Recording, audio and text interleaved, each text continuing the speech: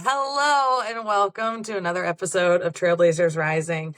I am so excited for today's guest, and I have to tell you, normally I know exactly who I'm going to invite on the podcast and I stalk them online. But this time I did a little something and I said, hey guys, I'm looking for podcast guests. And who we have on today was like, me. And I was like, oh my God, you are so right. And we've only been talking for 5 minutes, but I feel like telling my husband that I have a new love. So welcome to the show, De'Nicea. Thank you so much for being here. I'm so excited to have you on the pod, and I know that my listeners are going to learn so much from today's episode. So everybody grab your pen and paper, and De'Nicea, tell everybody who you are. Hey, Melanie. Oh my gosh, I'm so excited about all of this. I know that's like a common thing that people would say as a guest. They're like, and I'm like, no, I'm like really excited. You have to understand. So I love juicy conversations and just really thrilled to be able to come here and share with your audience like just this whole other way and hopefully refreshing way for people to be able to adopt a relationship with themselves and with others where it is that they feel like so ooey gooey goodness about just loving who they are at their core and being able to feel free to express that in the world. Why? Because then that's my approach like to health and well-being. And as I've been practicing as a doctor of Eastern medicine and holistic well-being consultant, it's such a close tie to how someone is and how they're expressing themselves in their life. And then what shows up in the physical body. So it's like where there's all these mysteries and let's try to find the root cause of like insomnia and digestive issues and menstrual issues and fertility, like all of those things. It's through this lens of, and that's my foundation of like Eastern medicine when I first got introduced to this reframe of what health and well-being really is and just how associated it is to who we are. And it, like, as Dr. Shen would say, the medicine and the life. And so that's how I got to where I'm at right now. And I just love working with, especially women that are introverts and empaths, and their caregivers, where a lot of those lines are really, really blurred. As far as like who we are compared to other people, and then also, managing shame and guilt and resentment to try to like care and do for everybody Are else. you Meanwhile, we might about be. like 20s and early 30s? I feel like maybe I'm going to get called out a little bit on this episode. Let's first and foremost, it's fine. I get called out all the time. I'm okay with it. I like personal development and growth. Now, traditional Chinese medicine, for anybody who doesn't know, I love traditional Chinese medicine because it focuses on the systems in the body and not on the specific diagnosis. And what I mean is, a lot of times in the Western world, we're like, oh, I have ADHD. Oh, I have endometriosis. Oh, I have premenstrual dysphoric disorder. And then you identify with that diagnosis and that becomes a part of who you are, right? So not only do we say, oh, well, I'm a mom and I'm a wife and I'm a daughter and I'm a business person and I have PMDD, and those, when you identify with your problems, you're going to always see your problems. So in traditional Chinese medicine, the first thing that hooked me was that you can't go to a traditional Chinese medicine practitioner and them say, oh, you got endometriosis. They're going to say, there seems to be some sort of hiccup happening in this general vicinity of the body. Like this system of the body isn't working properly. So we're going to work on that. And the expansiveness that provides towards your healing, I wish everybody would understand that. So can you explain a little bit why you fell in love with TCM over, the indoctrination of Western medicine? Yes, I can. And actually, so obviously we are just getting to know each other. So the school and what I practice is contemporary Oriental medicine. And it was founded by Dr. Leon Hammer, who is a student and apprentice of Dr. John H.F. Shen. So he spent decades with Dr. Shen learning that lineage of practicing the medicine in this way. So it's a heavy, heavy influence on the mental, emotional, and the spiritual aspects, and especially within our pulse system. It's different than the TCM pulse system for those that would see that. And with calm, as we call it, we there are some things that contradict as far as like how we might interpret something that we see with TCMs, and it's because with calm built in is that yes, this is a thousands years old medicine, right? And at the same time, though, Dr. Hammer was like, you have to contemporalize it Yeah. because you're seeing people based on right here and right now. But then also, this is true to the medicine in the life. Where are they? So to be able, it's, we liken it, and I say we as like those who have graduated and practice it, is like we're taking the ancient medicine and then we're applying it here to day now, Yeah. and then being like, okay, so I'm doing this because I'm imagining my hands on someone's pulse, but like, but We like love talking with our hands. Come on, if give me we more. have like it's just like so it's like if there's this increase in EMFs, right? Or if there's this increase in microplastics, if there's this increase in the food systems and different changes, how is that actually showing up? And what are we seeing on the pulse? What are we seeing in the changes of the tongue? What are we seeing on the face? So it's like the medicine is dynamic, and I love it. I love it, love it, love it, because we are dynamic and the world's going to always be changing. And so it is really built in to calm, to really see how our physical form does change based on our environment, and then really doing a thorough exploration of what is an environment, quote unquote. So that still answers the question a bit, like of how I got in, like why I like it and how I got into it. And like I'd always been interested in health, always had been. Since then have learned, oh, that's probably the heavy influence of a Virgo rising and a Virgo moon. But like there's like You're a Virgo basically, rising and a Virgo moon. What is your sun sign? yeah, Cancer. My son, my 16-year-old is a Virgo sun, Cancer moon, Libra rising. So, or no, he's Oh, Virgo sun, my Cancer moon, sister's a Libra Libra rising, sun. and my husband is a Virgo moon. And there's one placement that I don't wish on anybody, and it's a Virgo moon. Why is that? Oh my gosh, we have to talk about that. Like, to like It's just have when to you know think why. about emotions and you think about a Virgo wanting to work hard, play hard. Not only is a Virgo mercurial, so let's talk about it and think about it and tinker with it and not actually feel it. And the tendency, any person that you look up their chart and they have a Virgo moon, it will say the tendency to be self-critical is exponential. Like it's so hard for you guys to Mm-hmm. look at yourself through the lens of kindness and forgiveness, but you give it to everybody else, but to yourself, that's impossible. You know, Mm-hmm.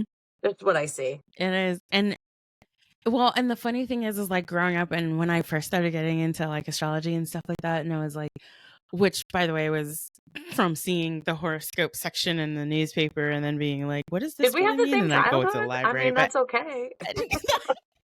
sounds very similar, huh? So I'm like sitting there and I'd always, because I wasn't familiar with rising and moon and those.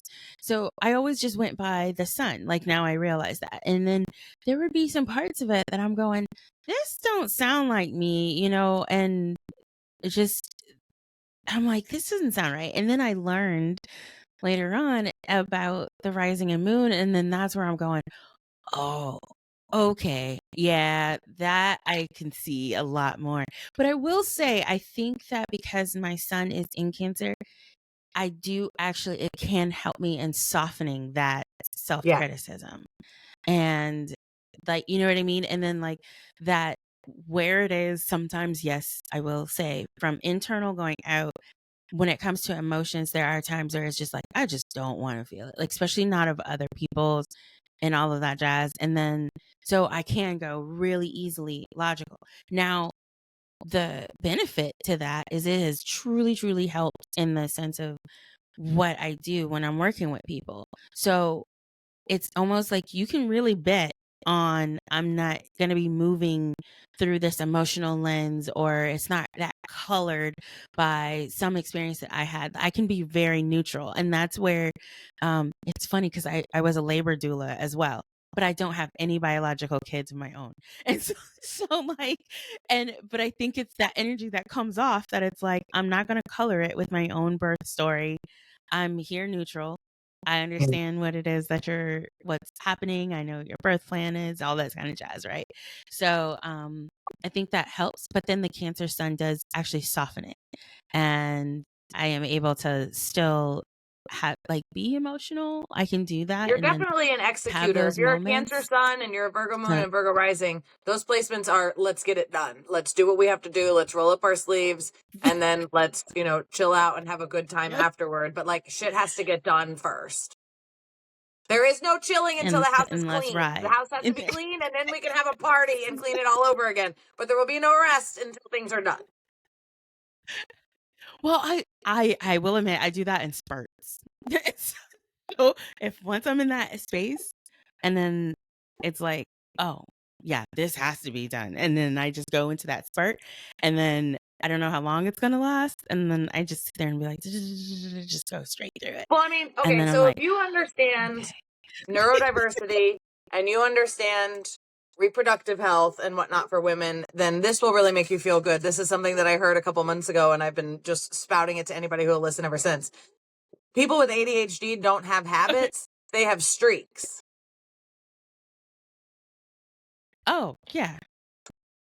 Plus, I if I'm totally, luteal, I haven't you're heard not getting the streaks best as of the me. word.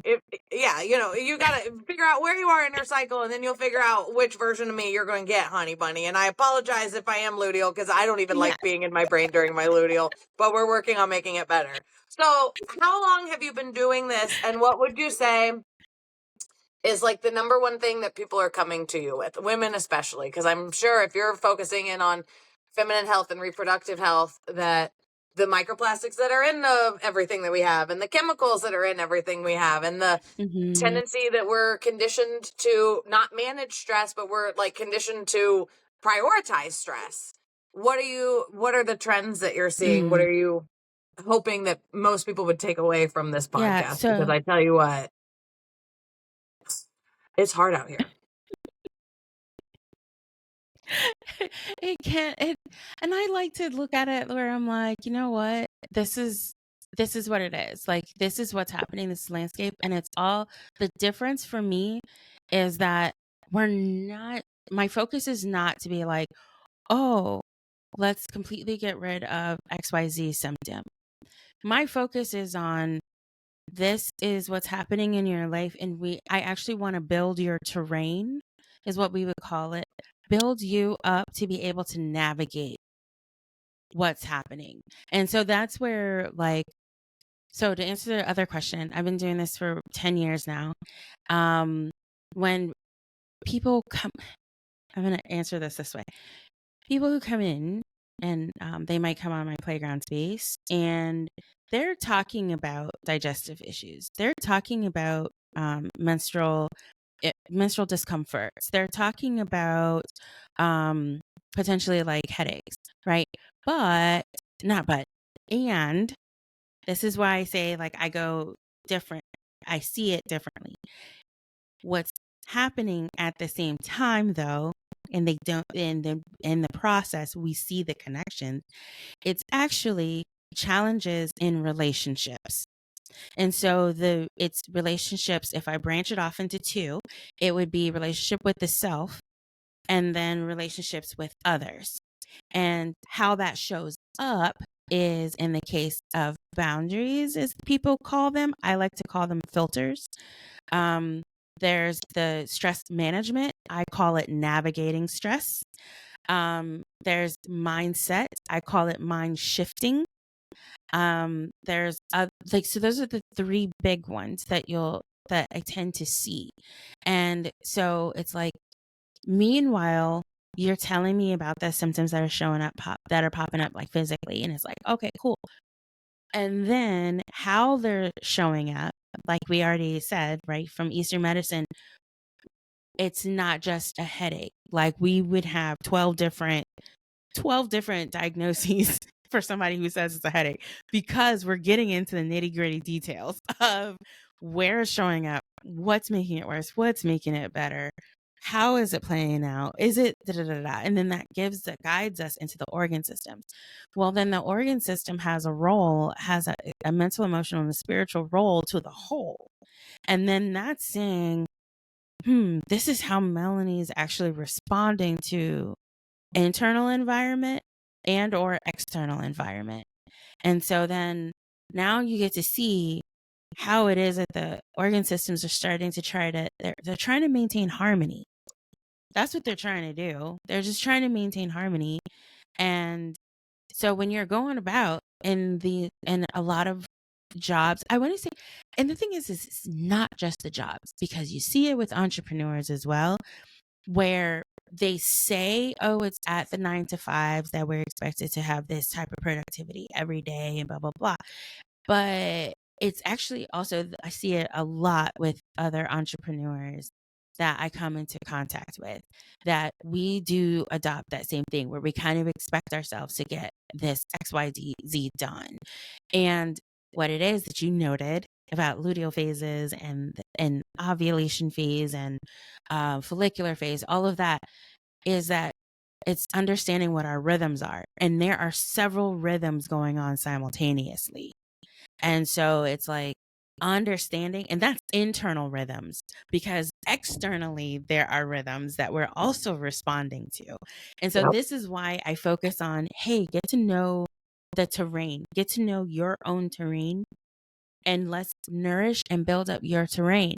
And the more you become aware of that, that's how you begin to see through the filter, AKA boundaries, of what is being allowed in, what is being allowed out, and then where it is that we might want to strengthen it, right?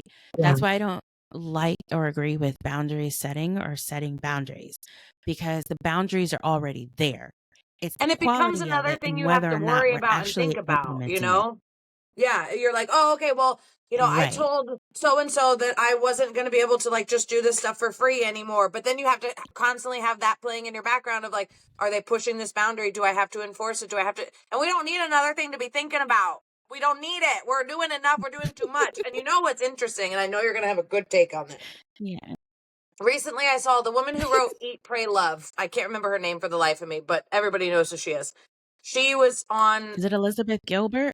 yes, I saw her on like a TED Talk, but I don't know if it was a TED Talk. But, anyways, I saw this clip of her, and she was talking about how when she studied ancient philosophies and religions and whatnot and spirituality, that the majority of that is written from the male perspective. And the male perspective for enlightenment is to release the ego and help others and stop centering themselves. But it's the exact opposite for women, because we are socialized to abandon ourselves readily at the jump, to the point where when you hit your 30s and 40s, you have no idea who you are. And here's what's going to happen. The kids are going to grow up and move out. Your husband or spouse or partner ain't going to like you anymore because you're not even a human. You've only identified as a wife and mother for so goddamn long. Who are you if you're not defining yourself on your relationships?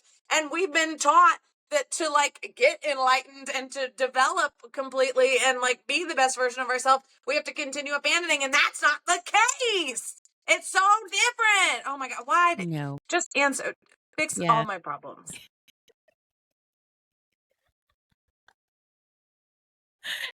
You know what? And this is what I say. I tell people that you're perfect. And then they look at me like, what? Because the commonly accepted belief is that nobody is perfect. And let me tell you, I had that same belief as well, because I grew up with the whole notion nobody's perfect, ain't nobody perfect but God. Like, and that's it. Through time though, and through experience, it actually came to me. I was meditating, literally meditating, and just heard the word perfect. And I was like, what you mean by perfect? Because it rattled me And I was really uncomfortable with that. And it was because of the commonplace belief. And then the more I started really getting into it and really started allowing it to take form and take shape, and I'm still like putting things together, like business wise, because I'm like, I wanted to do more where it wasn't just services, but I love teaching. So playing around with that. And I was speaking with someone, and I was just letting her know, like, this is what I'm seeing right here. And I laid out some stuff. And she's like, "You do know that I was a linguist before, right?" And I like, that's what she did. And I was like, "No." So she ends up telling me, she's like, "Do you know the root meaning of perfect?" And I said, "No." And she said, "It's whole and complete." And I was like, "Are you serious?" And I just had these major, major chills. And she's like, "So literally," and she's starting to cry because she's like, "Literally what you're doing right now and what you just painted and laid out is how it is that people can see that they are actually whole and that they actually are perfect." And so then that is where it changed the game for me to now show people that yes, you are whole, right? You are perfect. If you can see that now, it liberates you from other people to be able to easily manipulate you, because they can get you to believe that you're not. And then they can sell you on, hey, I can, because of this, that now there's this anxiety or these body image issues or these confidence issues or this self-esteem issues. I can now sell you The on these fix. clothes. I'm going to sell you on these products. I'm going to sell you on these eyelashes. I'm going to sell you on all of this stuff that then now becomes a part of what you believe to be the that's the filling in. So when you say whole and when I say whole and complete, like I think about this giraffe pattern, right? And it's like it's all of the giraffe pattern. But when you have those little valleys and those little rivers and stuff like that, if you don't believe that you're whole, you actually, because your spirit, your soul knows already that you're perfect and you're whole, right? You are going to start to feel it energetically because you're like, there's this wholeness. I feel like something is not there.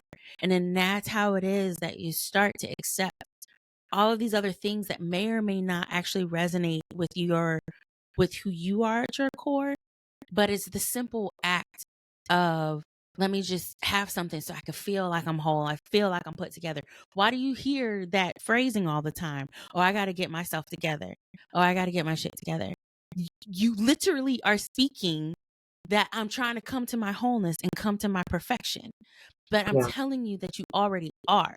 It's just that we need to reframe it and then have that different relationship with the self, the different relationship with others. And it's just like realizing within me, I am whole, and it's about me navigating it. And I had a conversation, I was on another show, and one of the ladies that was on there, and she was like, "Well, if I'm whole, that doesn't leave room for growth."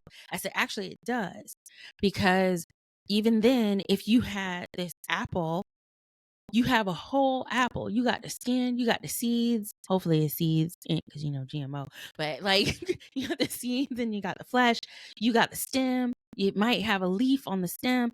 All of it is whole. And I said, guaranteed though, if you let it sit there, well, hopefully, once again, if it's not GMO, it'll start to ripen, and then it'll over ripen, and then it will start, it's like, right? So that outside is going to start to die in a way, but then what's left is the seed to actually go into a next phase. And so you see, we actually accepted all of the phases and all of that apple, while at the same time, the seed for the next phase was still contained within.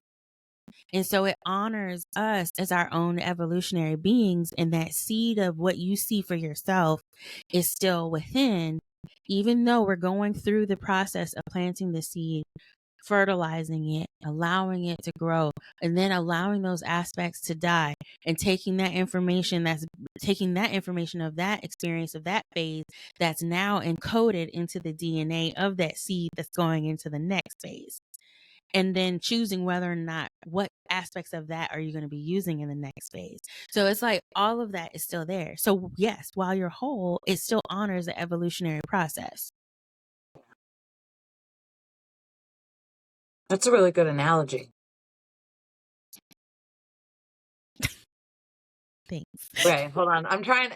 I told you before we started. I said I'm actually going to learn something on today's episode. Holy shit! I've been taking notes. I got my pen ready at every moment. Okay, so let's dive into the business aspect of being a healer, running your company, building your company. There are so many ins and outs, and one thing that I tell every single one of my clients is I want you to work on your personal development, not because you're bad now or because you're not worthy now, but simply because you get Mm-hmm. what you believe you deserve. So instead of thinking about, I need to get better so this can happen, I need to believe that I'm worthy of better right now without making any changes to who I am other than examining, why do I believe I'm only worth, $20,000 a month? Why do I believe that I'm, destined to be in this body with this shape, right? So if we really start examining our beliefs while also navigating fun, here's the thing, everybody.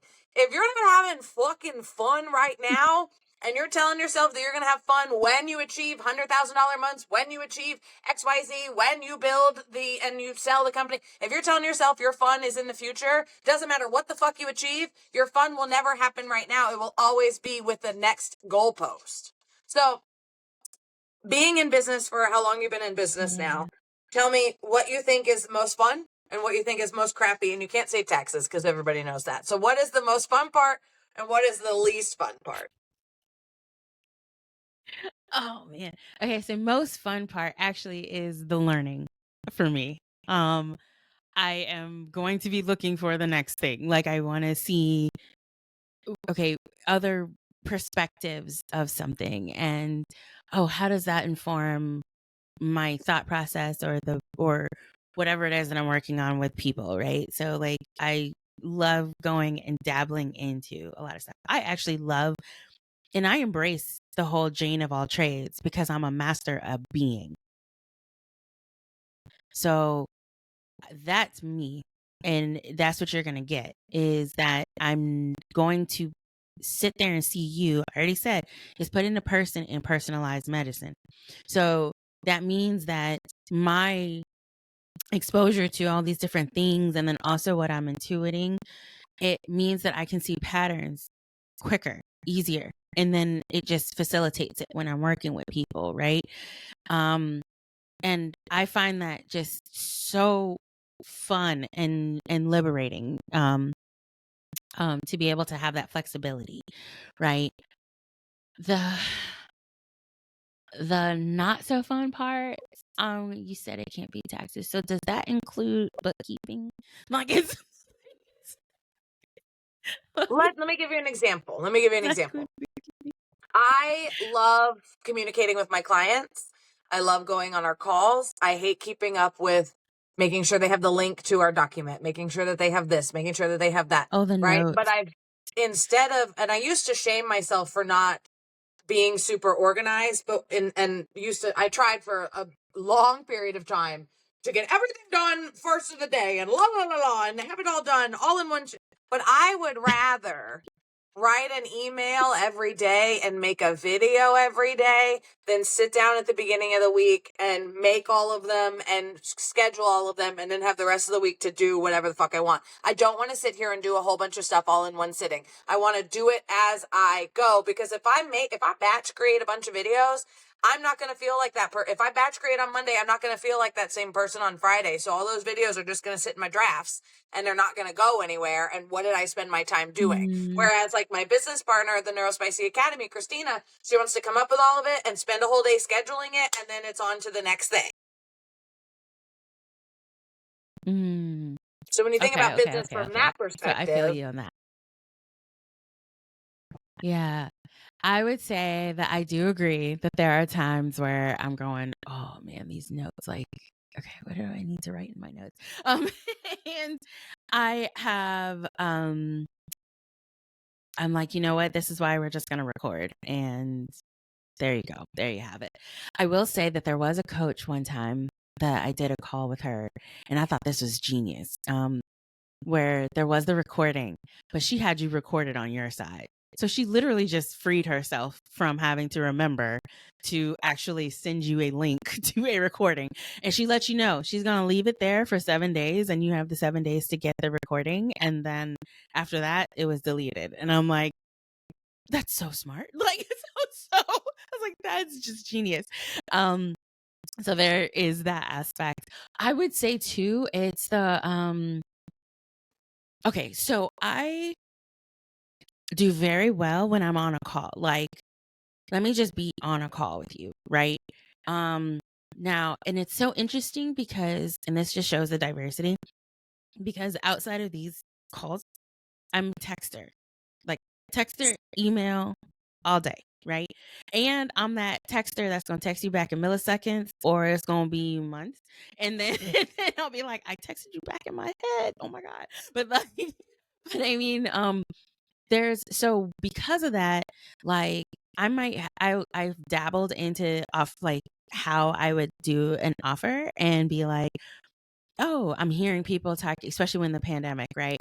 Oh, people are zoomed out, and so then I'm like, okay, well, maybe I'll shift and offer this in the master being that there's DM chats that they could do or whatever, right? Well, guess what happened? I started feeling very anxious and on, because I felt like I'm on call, and I don't like that feeling. And so then it was like, all right, if I know that I'd much rather just get in and get out. Like, let me just get on a call with you, tell me what's going on, and then I'm going to put this stuff together and ask some questions. And then we come up with a strategy. And then you go and you do it. Then come back to me and let me know how it goes. We don't necessarily have to communicate with each other in between unless it's like a quick question of, what did you say about this, you know? So then that's where now, like, I just chose that I'm gonna change the format of the master being a bit, where it's actually more that, like, I'd much rather have I already like working with smaller groups anyway because of the intimacy, but instead of it being a group call, which some people they love saying, do the group call, so it's just once time a week or whatever. But the thing is that I felt like it was it might have started getting difficult for the ones that couldn't make it at that call. And I mean that because it's like, yeah, I have the entrepreneurs that come in, but there are some that are actually working in an office, and so they have things that come up, right? And so instead, this is where I think like Rob Goyette, this was a conversation in a group the other day, like Rob Goyette and the like laser coaching, I think is what he calls it.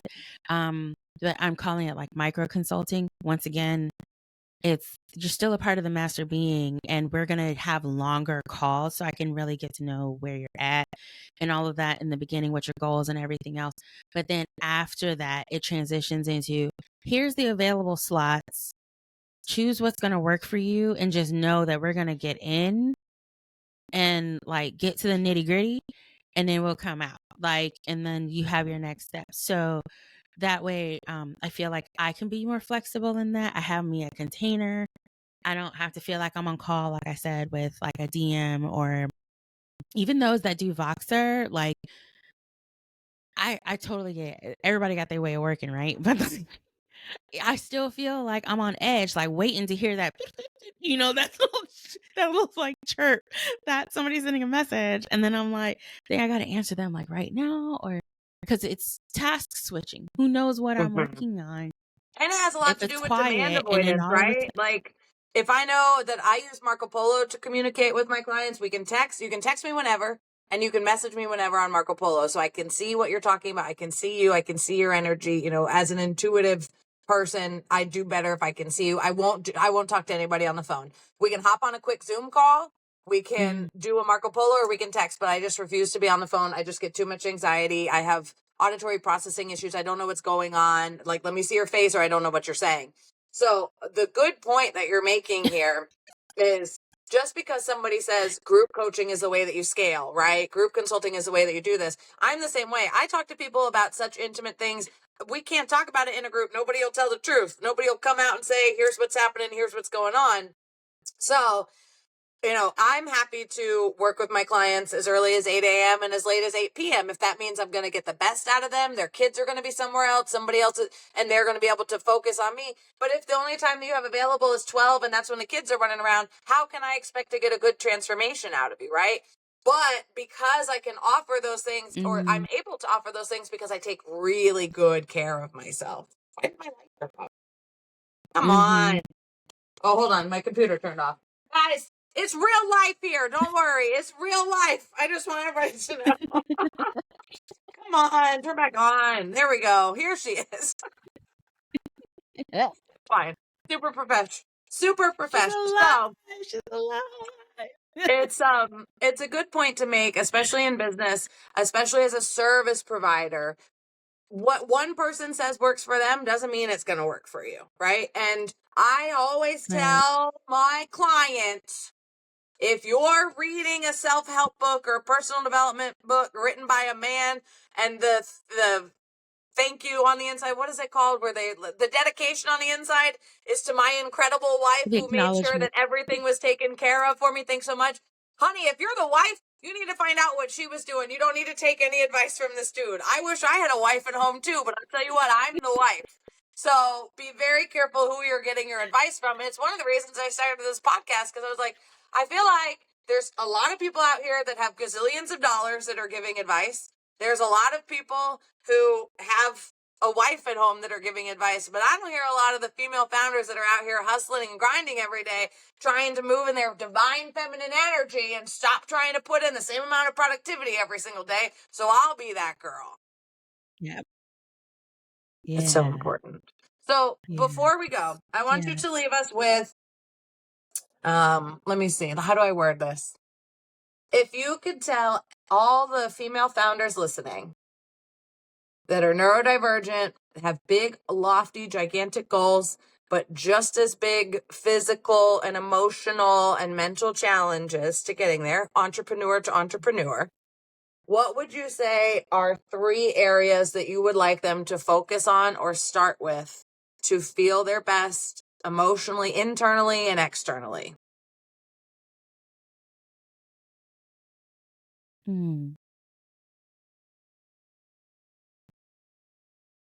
don't know where this huge well of Well, let's think in terms of like actionable stuff. Food, Yeah. management.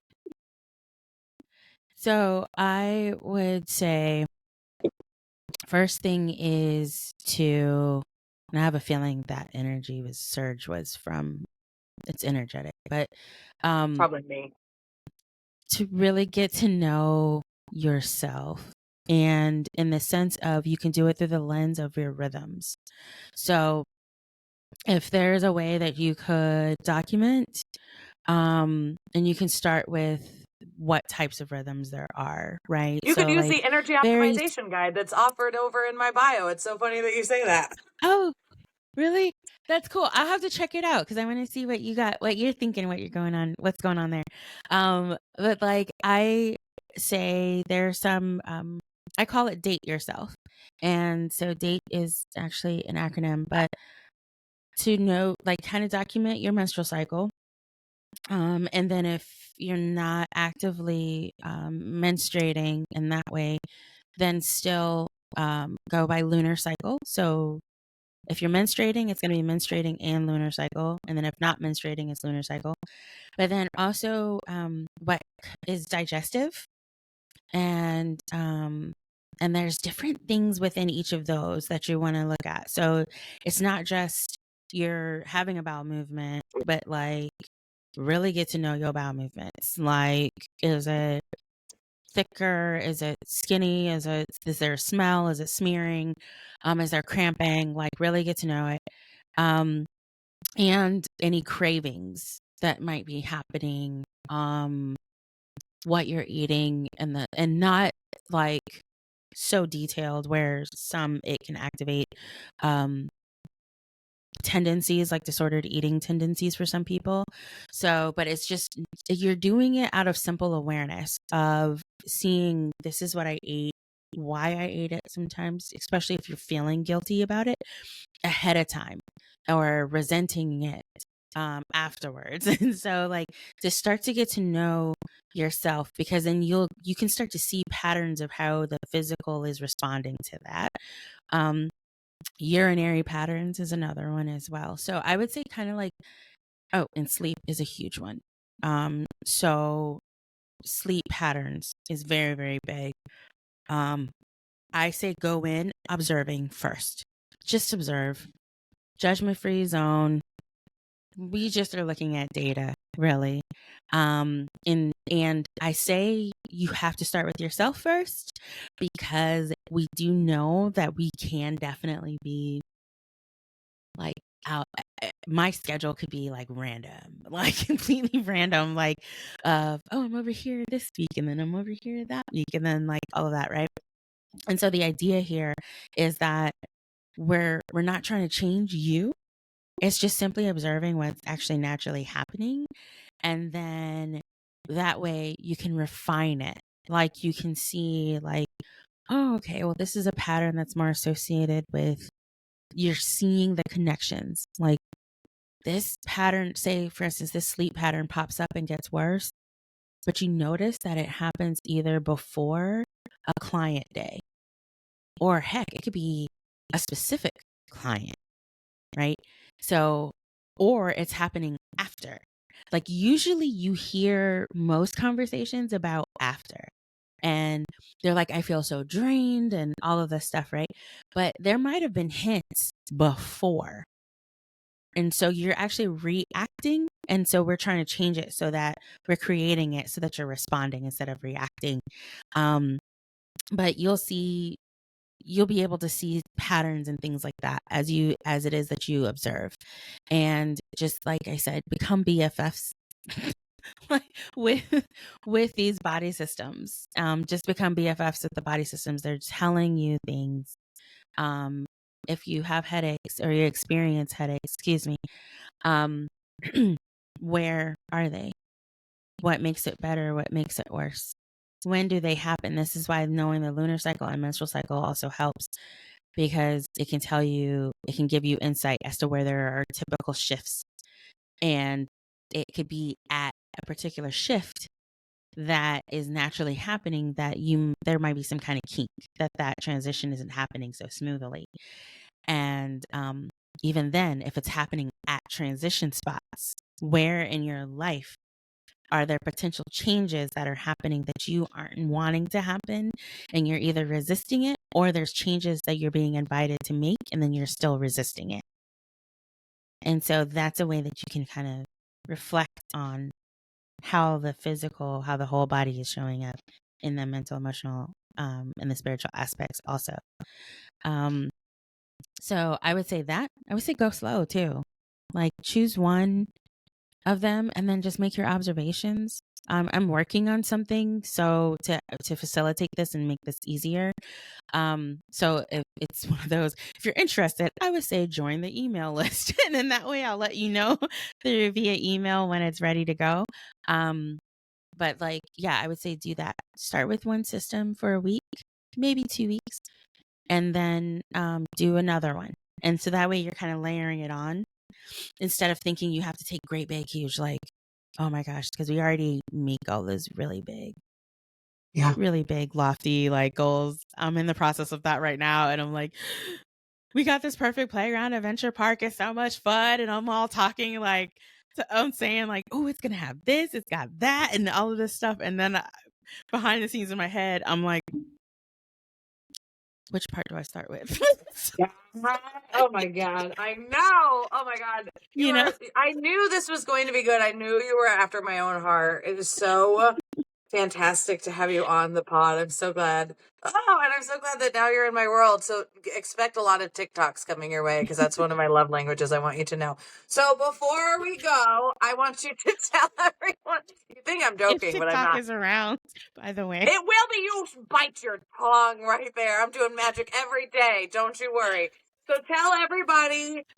It's funny because I'm You're not it's what? funny because I'm not even on TikTok. It's too overwhelming for me. I was on We'll there. I had the talk. app on my phone for 5 minutes, and I'm like, this is a lot. This is a lot. Do you use Remove, Instagram remove. Reels? Yes, So here's the thing. sometimes. Instagram Reels is TikTok 3 months ago. Mark Zuckerberg needs Funny to how you said. fucking strap in and figure it out because he's going to have nothing. Anyways, we're getting off topic. Imagine that on a neurodivergent podcast. So this will, of course, be in the show notes, but tell everybody where they can find you, how they can get on your email list, how they can follow you and be a part of your community. Yes. So definitely go to theperfectplayground.com. And there's going to be a spot to join the email community. And then you can see some other stuff and see if you're interested in it. But that's the easiest thing, theperfectplayground.com. And then I'm mostly active on Threads. And because Threads just connected to Instagram, then it's there. But my handle is at De'Nicea Hilton. So DENICEA Hilton, HILTON, on both of those. Thank you so much for being here. Oh my God, it's been fantastic. And I appreciate you for wearing my color. Don't think that I didn't notice that.